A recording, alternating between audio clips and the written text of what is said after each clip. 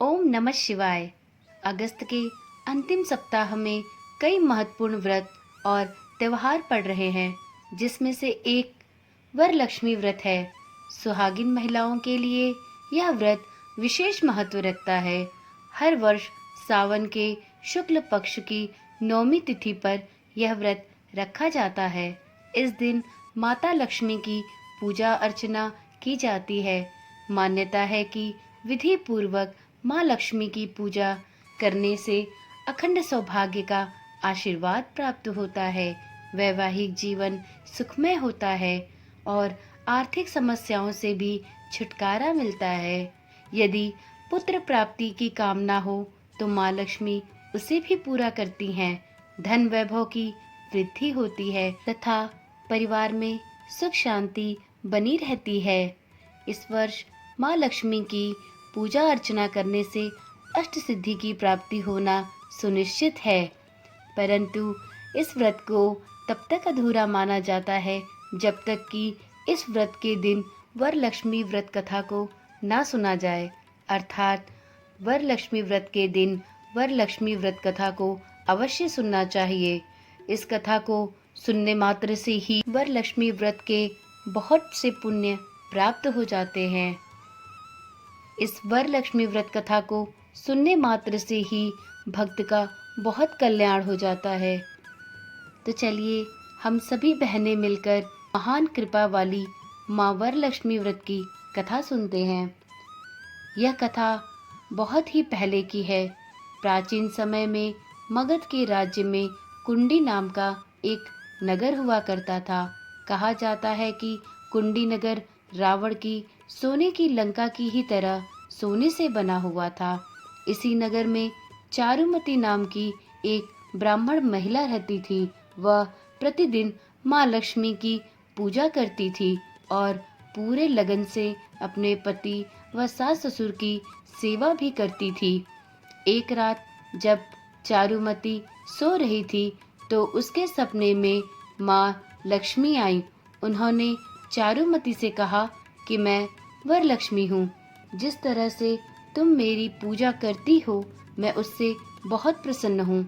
अगर तुम सावन के महीने के अंतिम शुक्रवार को मेरा व्रत रखकर मेरी पूजा करोगी तो मेरे आशीर्वाद से तुम्हें सुख समृद्धि मिलेगी और संतान की भी प्राप्ति होगी। इसके अतिरिक्त अगर तुम यह व्रत अन्य महिलाओं से भी करवाओगी तो उन्हें भी इसका शुभ फल प्राप्त होगा।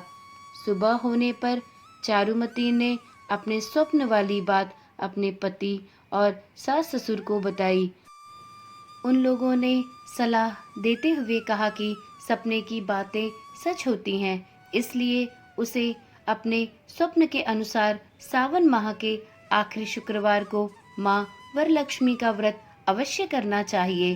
साथ ही उन्होंने नगर की अन्य महिलाओं से भी यह व्रत करने की सलाह दी। इसके बाद सावन के महीने के आखिरी शुक्रवार को चारुमती के साथ नगर की अन्य महिलाओं ने भी माँ वरलक्ष्मी का व्रत रखा और उनका विधि विधान से पूजा पाठ किया। उस शुक्रवार के दिन चारुमती के साथ सभी महिलाओं ने सुबह उठकर स्नान किया, साफ कपड़े पहने और मंडप सजाकर उसमें भगवान गणेश व माँ लक्ष्मी की वर मुद्रा में मूर्ति रखी और कलश स्थापित करके पूरे विधि विधान से उनकी पूजा अर्चना की। पूजा के आखिरी में सभी महिलाएं जब उस मंडप की परिक्रमा करने लगी तो अचानक सभी महिलाओं का शरीर गहनों से अर्थात आभूषणों से सज गया। इस तरह यह पूजन करके सभी महिलाओं को धन संपत्ति प्राप्त हुई। इसके अतिरिक्त उनका घर भी पशुधन जैसे गाय, घोड़े, हाथी इत्यादि से भर गया। माँ वरलक्ष्मी की कृपा से उनका नगर सोने का बन गया। तभी से नगर के सभी लोग चारुमती की प्रशंसा करने लगे और माँ वरलक्ष्मी की पूजा अर्चना प्रतिवर्ष सावन के आखिरी शुक्रवार को करने लगे और तभी से माँ वरलक्ष्मी की पूजा अर्चना का विधान प्रारंभ हो गया। जिसको कि प्रतिवर्ष प्रत्येक महिलाएं बहुत ही चाव से करती हैं और पूजा अर्चना के साथ ही साथ इस वरलक्ष्मी व्रत कथा का पाठ करती हैं। उम्मीद है आप भी वरलक्ष्मी व्रत में इस कथा का पाठ अवश्य करते होंगे। इस वीडियो में बताई गई जानकारी यदि आपको अच्छी लगी हो तो कृपया करके इस चैनल को सब्सक्राइब करें और कमेंट में ओम नमः शिवाय लिखना ना भूलें। धन्यवाद।